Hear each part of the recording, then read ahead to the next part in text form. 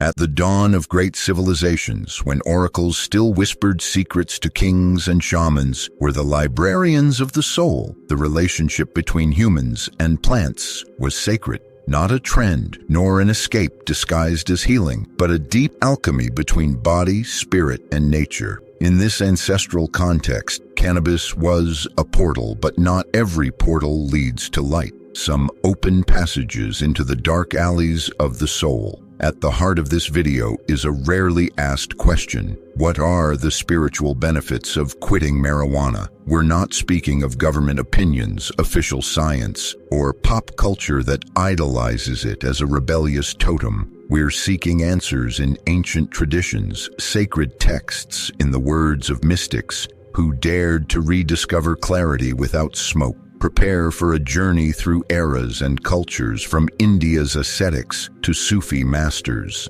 from the forests of the Congo to deserts where prophets fell silent to hear the truth. Marijuana, now trivialized, criminalized, and romanticized all at once, was, in many traditions, a sacred key. But keys are not meant to be worshipped. They are meant to open doors.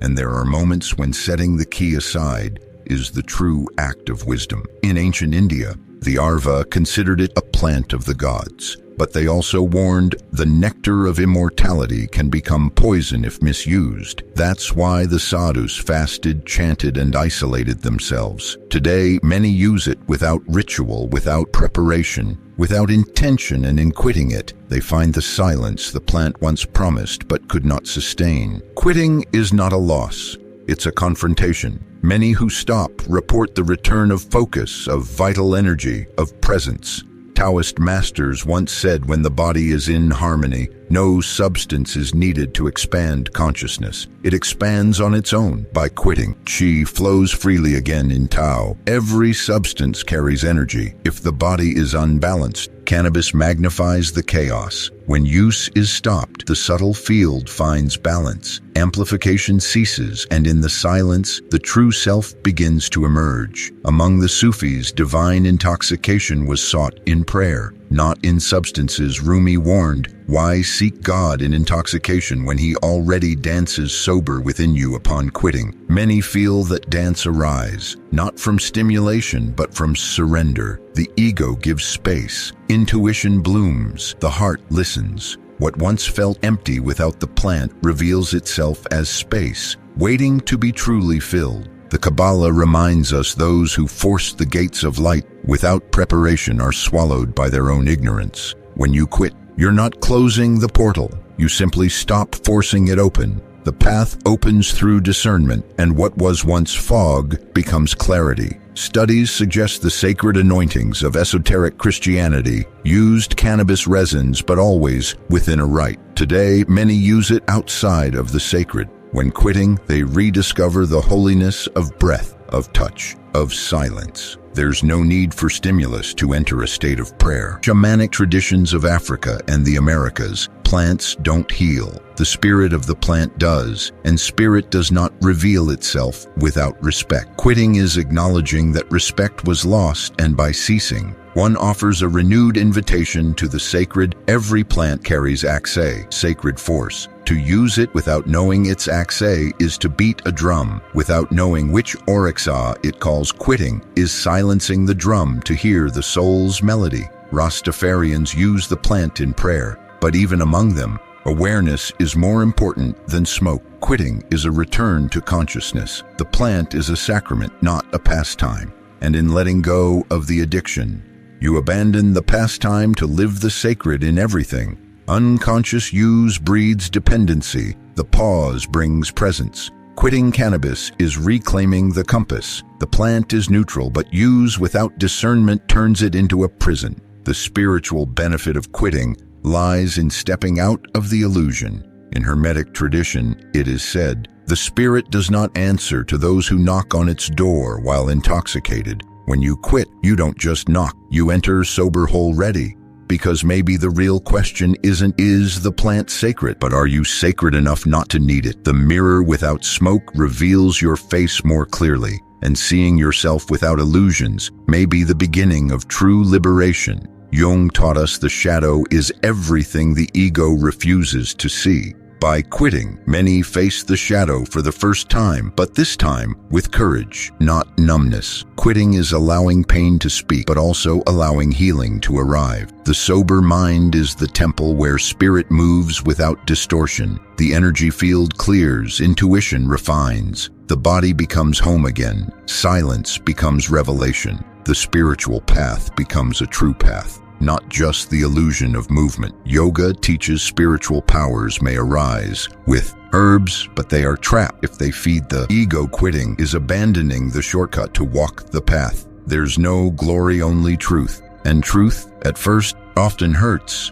but it heals. The artificial peace of the herb is like perfume. It fades with the wind. The peace found in presence is root, and roots are not easily pulled. Many report after quitting comes chaos, but then comes strength. The mind stabilizes, the heart listens. Osho said, anything can be meditation if you are present. Anything becomes a drug if you are absent. By quitting cannabis, many rediscover the miracle of presence, walking, listening, breathing, touching.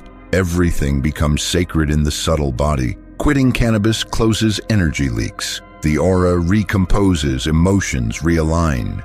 Intuition ceases to be random and becomes guidance. Quitting is alignment, and alignment is the first step toward real awakening. Energy stops being scattered, thought gains clarity. Visions come through clean dreams, not confused hazes. The soul starts writing in its own handwriting again, and silence speaks again. Chronic users often report stagnation when they quit. They discover movement. The body acts, the mind creates, the soul walks. What was once spiritual fantasy becomes real transformation. What was once sensation becomes action. The greatest danger of unconscious use is mistaking intensity for evolution. Quitting reveals not every shiver is enlightenment, not every insight is wisdom, not every expansion is growth. Quitting cleans the soul's field. The plant doesn't cause passivity, but unconscious use makes it an ideal stage for it. By giving up the addiction, you're not losing a crutch. You're gaining new legs. Peace that arises from within, silence that carries light. It's common to hear, but I feel peace when I smoke, yes. But it's rented peace. By quitting, you learn to build your own peace. Not bought, not conditioned, a peace that walks with you. Even in the midst of chaos, the true encounter with the divine begins with the encounter with yourself. And quitting is that encounter, raw, difficult, liberating, because only without veils can we see who we are, and only in seeing can we change.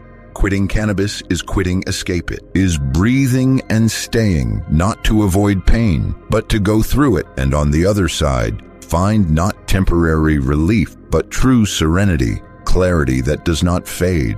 The spiritual journey is not individual. By quitting, you heal yourself, but also the collective web. Your clean energy resonates, your silence touches, your transformation inspires. Quitting is a collective spiritual act. Before becoming a meme, it was a sacred plant. Before being legalized or banned, it was a portal. By quitting, you honor that portal, not by running, but by staying, not by forgetting, but by remembering, not by flying, but by rooting. Among the Rastafarians, quitting is reverence. Use is a vow, and quitting is renewing that vow in silence, in listening, in inner prayer. Even far from smoke, the pact continues. In many traditions, quitting use is not denial.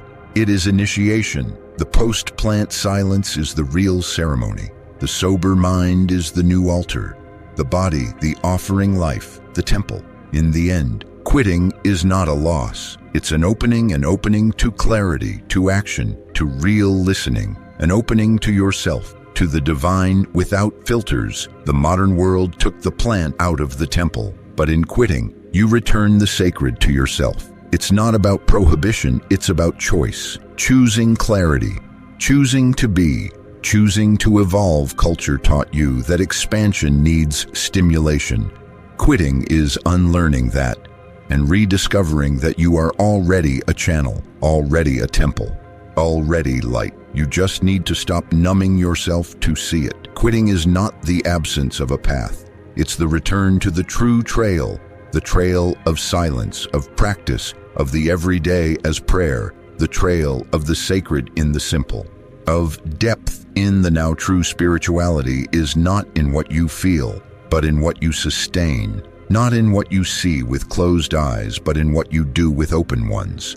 Quitting is beginning in all traditions. Transformation is not in the plant, it's in the practitioner. By quitting, you shift from user to seeker, from spectator to creator, from dependent to free. The plant remains sacred, but perhaps the most sacred act today is to quit, not out of repression but reverence, not from fear but maturity, not from escape but from presence. And perhaps that is the greatest spiritual benefit of quitting cannabis, discovering that the light you were seeking in the smoke was always within you.